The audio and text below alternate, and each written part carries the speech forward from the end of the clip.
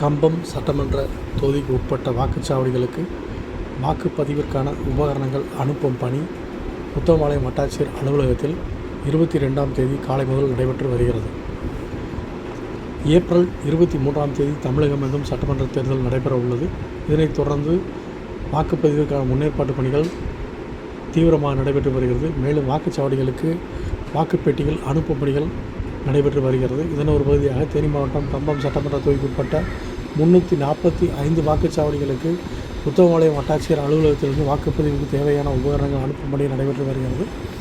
வாக்குப்பதிவு இயந்திரம், VVPAT machine மற்றும் வாக்குப்பதிவுக்கு தேவையான அனைத்து பொருட்களும் உரிய பலத்த போலீஸ் பாதுகாப்போடு சரிபார்க்கப்பட்டு வாகனங்களில் ஏற்றி அந்தந்த பகுதியில் உள்ள வாக்குச்சாவடியில் அனுப்பும் பணி நடைபெற்று வருகிறது. தேர்தல் கண்காணிப்பாளர் தலைமையில் இந்த பணிகள் நடைபெற்று வாக்குச்சாவடிகளுக்கு இயந்திரங்கள் கொண்டு செல்லப்பட்டது. இந்த பணியில் தேர்தல் நடத்தும் அலுவலர்கள், காவல்துறை சார்ந்த அலுவலர்கள் உள்ளிட்டோர் ஈடுபட்டனர்.